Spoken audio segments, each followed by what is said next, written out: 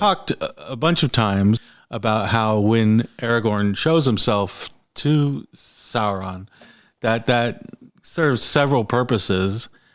Here, it's like he's like, it was a bitter struggle, and the weariness is slow to pass. He saw me. He was disguised though. That was like the thing. I think really the only thing that Sauron saw was Anduril. Right. Why was he in disguise though? I don't know. That's what I was going to speculate on. Yeah.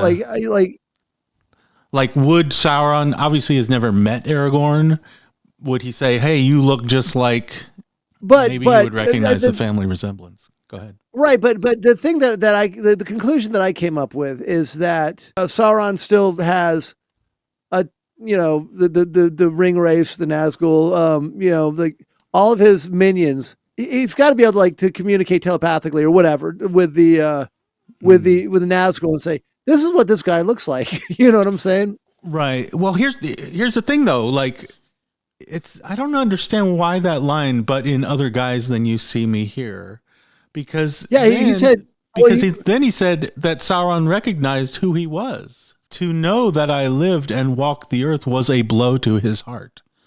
So he must have said, "Oh, here's the heir."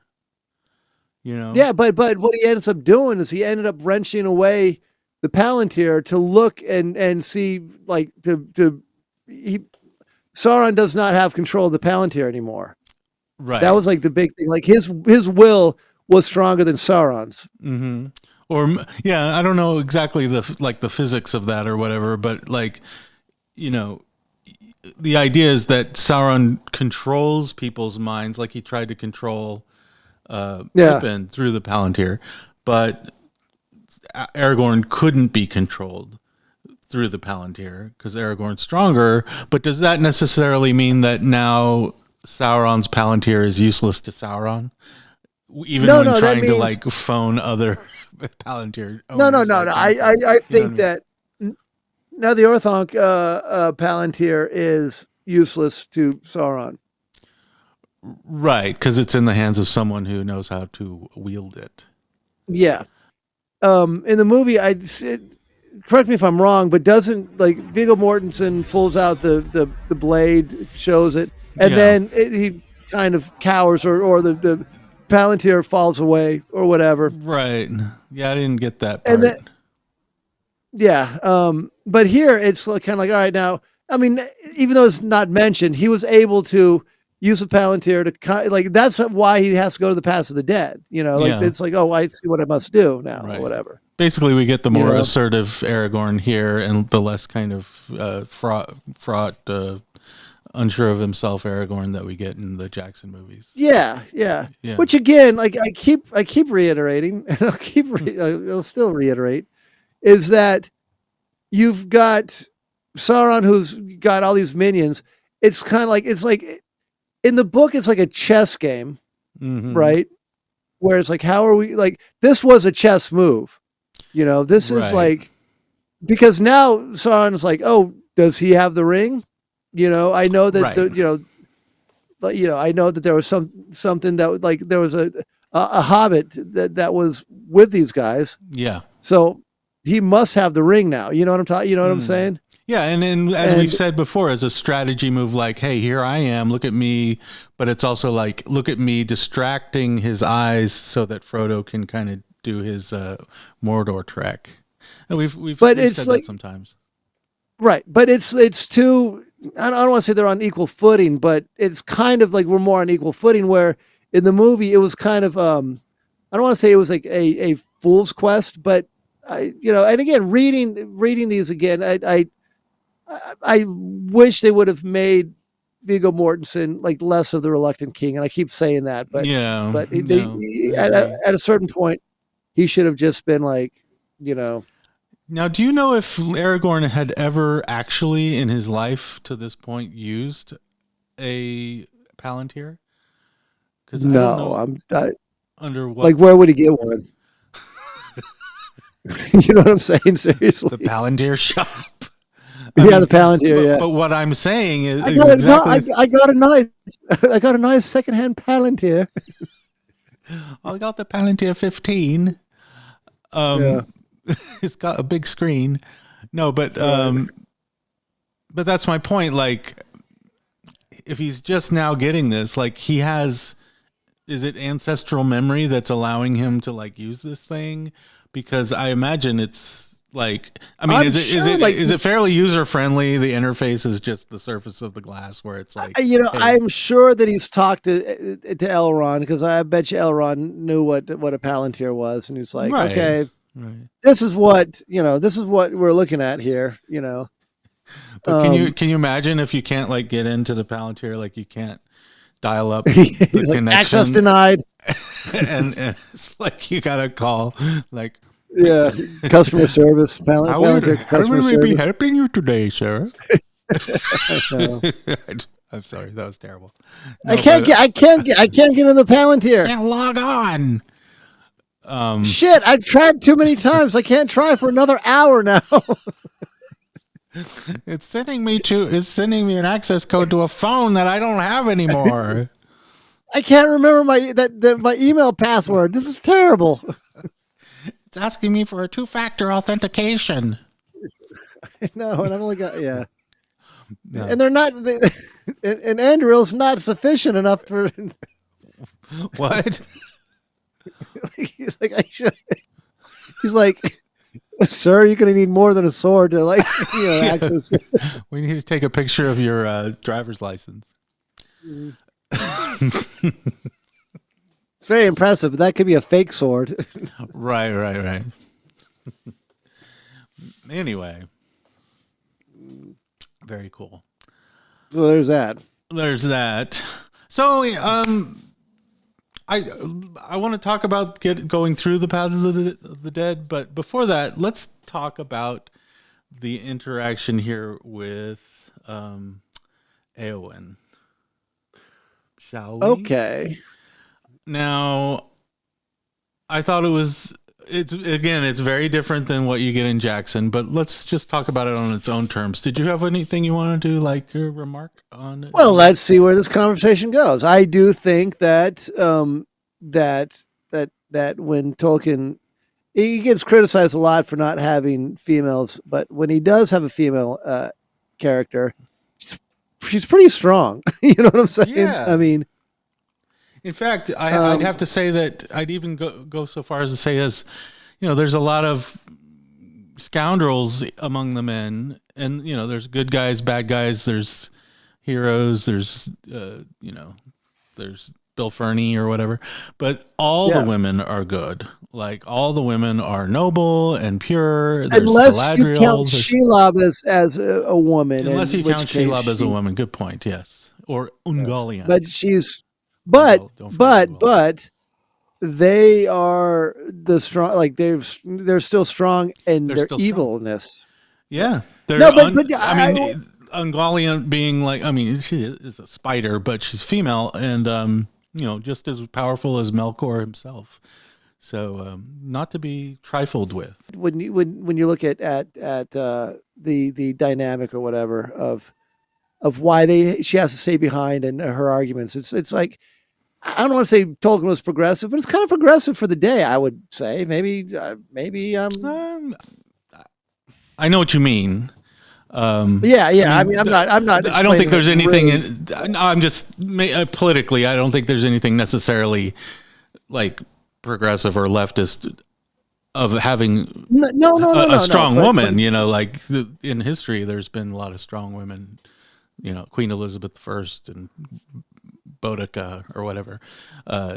These are historical kind of figures from the past that aren't. Anyway, but I see what you mean. And not to harp on this issue, but like a lot of times in Tolkien, you have high-placed women where the man is kind of not subordinate. And I'm not even saying that would make a great scenario in life, but it just so happens that, like, look at Galadriel, Celeborn. Galadriel is more powerful than Celeborn, or even like back in the Silmarillion. you had Melian and Thingol. Melian was a Maiar, and Thingol, I think, was just a Elven king. And yet some dude. It's just some dude. And some rando.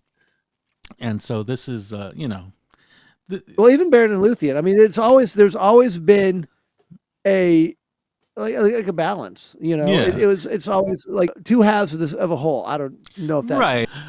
Right. But I want to zoom in on this conversation real quick because it was very cringe. And in a I think it's a great. Tolkien does write really good dialogue, I think. Yeah. And here, Aragorn said, "Nay, lady, be not troubled for us." You know, the Eowyn's like, "Lords, you are weary." Anyway, so she's trying to be a good host, and she's trying to say, "Oh, lay down, relax." Eowyn smiled and said, "It was nice of you, basically, to ride so many miles out of your way to bring tidings to Eowyn and to speak with her in exile." Or you and say? Zoot. Oh yeah. Basically, she's saying, "Oh." Eowyn's basically saying, "Oh, Aragorn, it was so nice of you to ride all this way to bring tidings to me and to speak with me and to, thanks for coming by." Right. Yeah. And what does he say? Right. What? He's like, shit, girl. What? No, so. Yeah, she's like, "Oh my god!" Like, probably thought she had a chance with him, Like, well, that's what I'm saying. So it's like, "Oh, thanks for stopping by," and then he says, "Indeed, no man would count. Indeed, no man would count such a journey wasted," said Aragorn. Which sounds like he's flattering her, like, "Hey, it wouldn't be a wasted journey to come see you." So you almost sense like she's getting her hopes up here. Yeah. "And yet, lady, I could not have come hither if it were not for the fact that the road I must take leads me in this direction." Yeah. Just kind of happened to be in the way there, girl. and then she answered as one that likes not what is said. Like, she's like, "Oh, shoot, that's so insulting. You didn't come to see me. Yeah. You just happened to be passing through, and if that weren't the case, you wouldn't have made any effort to come see me." Kind of like a nightly booty, like a kingly booty call or something. Right. So, no, I'm not. I mean, you and I have been happily married for many years, but in such a case, would. Okay, so if there's a girl that you could tell she kind of likes you, and she's like, "Hey, thanks for swinging by. That was very sweet of you." Would you, let's say, hypothetically, would you take that opportunity to flirt and be like, "Oh yeah, of course, I always wanted to swing by to see you," or would you so overtly say "Nah, you were just in the way of my trajectory"? And I'm not just saying this because this is going out on YouTube. I'd be like, "Nah, dude, we just happen to be passing this way, and you happen to be here. Sorry, got my wife at home." You say that now. No, I'd say that. Oh, right. Yeah, no. Yeah, I am happily married, but I think it hurts me so much to hurt people's feelings and to disappoint people that I would probably be like, "Sure, yeah, I nope, gotta bend it off, man. Gotta be like, okay, like, yeah, no. I mean, you could say, you could kind of thread the needle this way and be like, "I always like seeing you, and of course, yeah, I one of the things that attracted me in this direction was the thought of seeing my good friend Eowyn."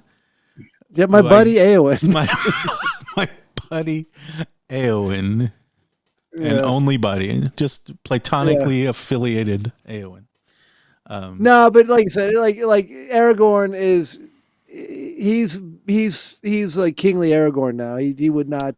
Yeah. Right. Yeah. I mean, he's being kind. He's being as kind as he can to her in this conversation, Right. which, again, very different from the Jackson movies where there was kind of like a little bit. Well, let's compare it. I have it right here. Hold on. Oh, well, there it is. What kind of army would linger in such a place?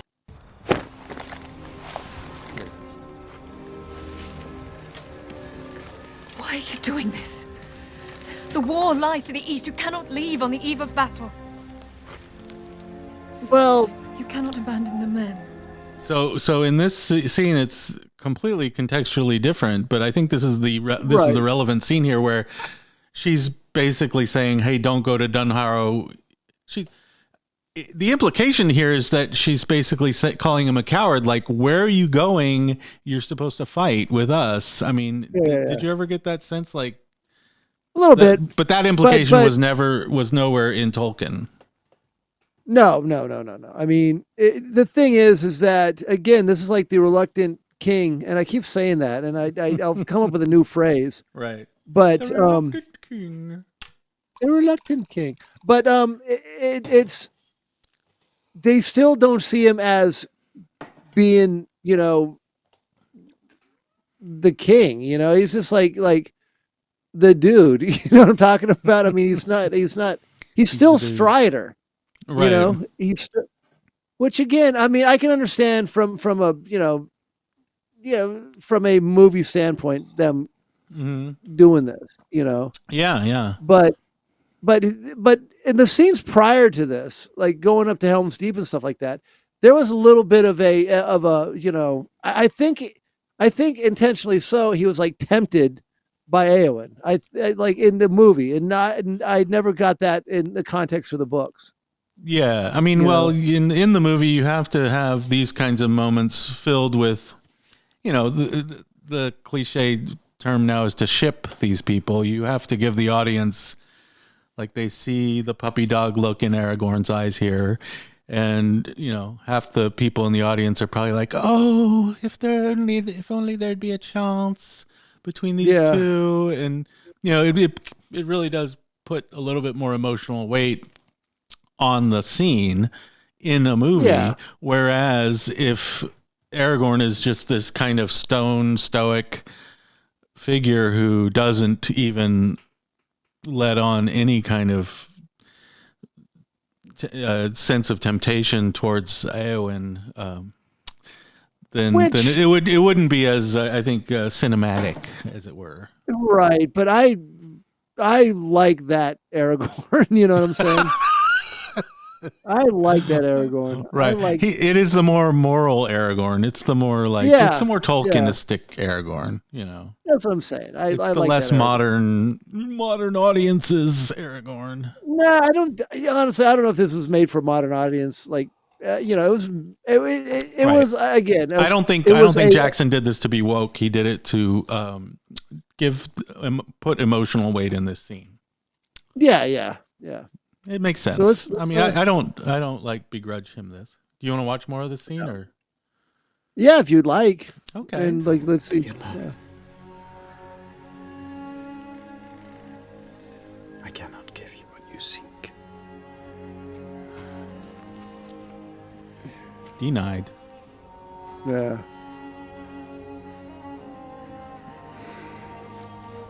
Hence, I'll just settle for Faramir. Wah, wah, wah. Consolation prize. Always.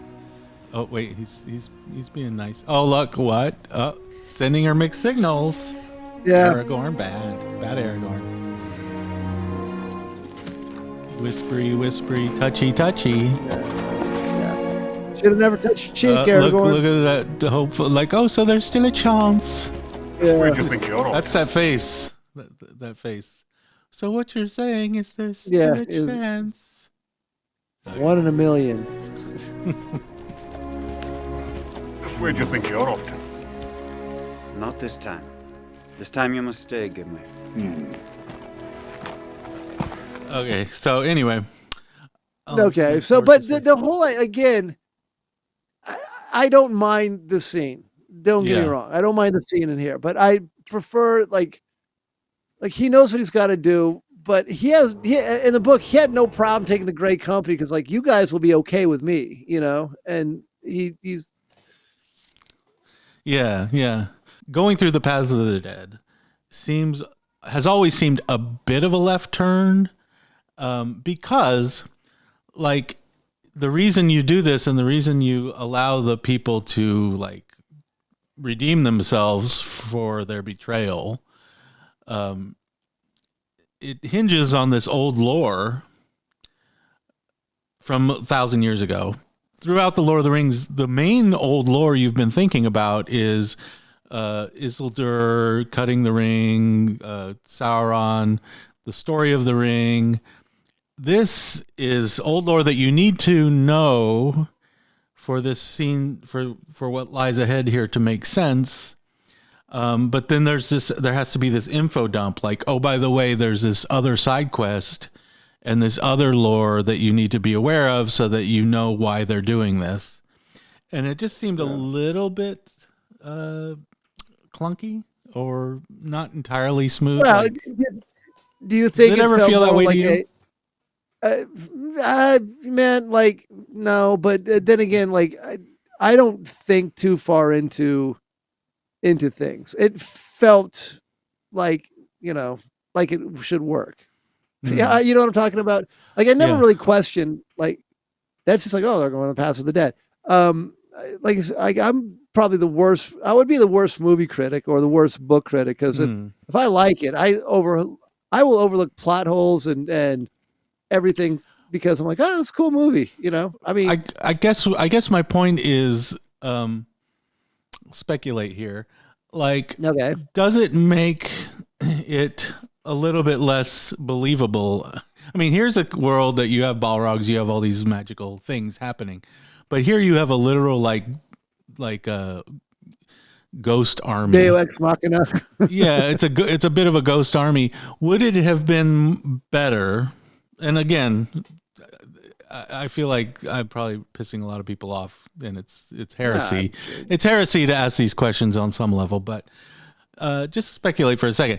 Like, okay, would it have been made more sense, been easier to, or more seamlessly integrate into the narrative of this larger story if instead of a ghost army, it was just like a colony of people who lived up here in this mountain, like living people, who were the descendants of the people who betrayed, and who? Oh, I thought you were. Who could right that wrong that their ancestors did, and instead of it being a ghost army, you could say, "Hey, descendants of these people who were disloyal, now's your chance to redeem yourselves. Come with me and fight." And so the actual flesh and blood people who are the descendants did that. I mean, yeah, that seems like that would be a little bit more realistic. But yeah, I mean, this is high fantasy, but the dead were behind them. They were not. They it wasn't like in the movie where like you saw like the actual ghostly army. You know what I'm talking about? And it was never fully explained how they won the day. It could have been like they just had the power of fear.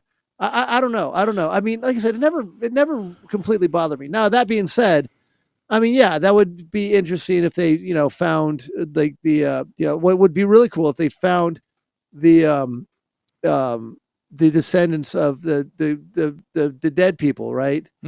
In a forest, right, and they were like these short little things like that look like teddy bears.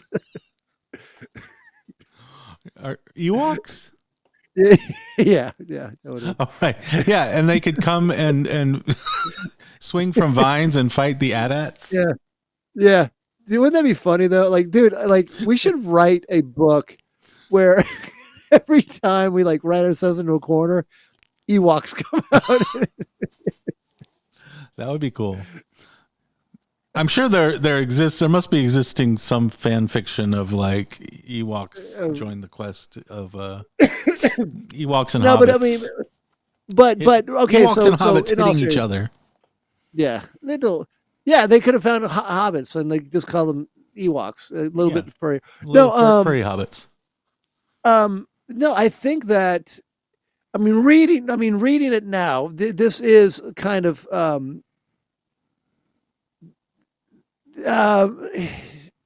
plot convenience, I guess. I think. Right. I mean, maybe that's what you're feeling is that.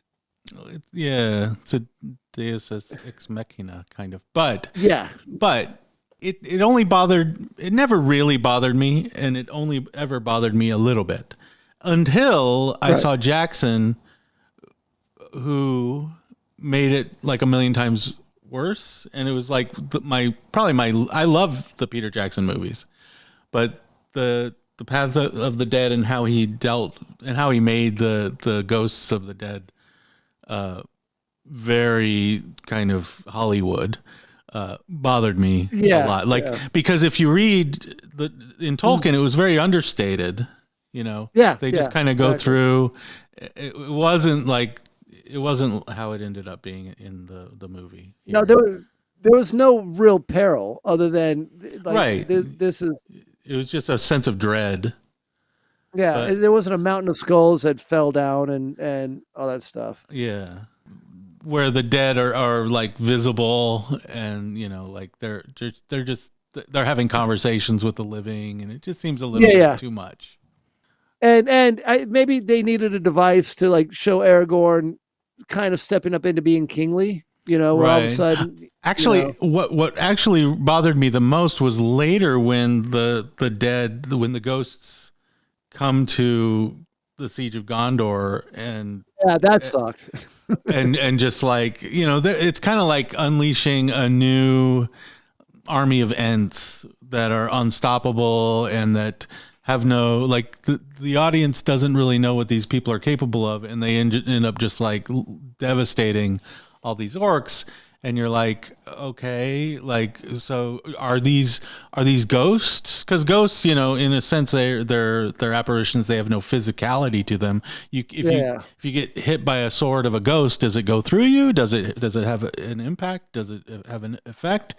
There's all these questions, but so you suspend your disbelief, and you're like, okay, well, even though they're ghosts, let's just say that they kick ass on the battlefield. And I'm like, okay, this is too many unanswered questions and too many suspensions of disbelief to really be effective. So that was always a problem I had with the Jackson there. But let's face it, though, the Battle of Pelennor Fields for Jackson, it was really, really cool. But I mean, it was like 45 minutes or an hour of just fighting. He had to get out of it somehow. You know what I'm saying? Because it's like, oh, you know what we could do?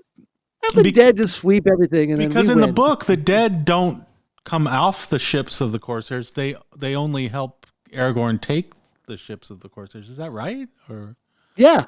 There's no scene in the books where the dead come up the ships and disembark and land and fight on the field. No, it was the rope. Again, we're reading this so we haven't gotten there yet. But as far as I can remember, I recall that it was the Rohirrim that turned the tide of the battle. Right. That was when and then that's when Aragorn came, and then because they turned the tide of the battle, and I think that here's the reinforcements that and they weren't there, so they're like, oh, we're screwed. And then it was the fact that there were no Corsairs, not that the Corsair ships were filled with ghosts. That was the problem. Because in Jackson, when it was this ghost army, the Rohirrim could have been like, oh, stealing all our glory. We are supposed to be the ones that save the day, not this undead or dead army of ghosts. It's kind of sad.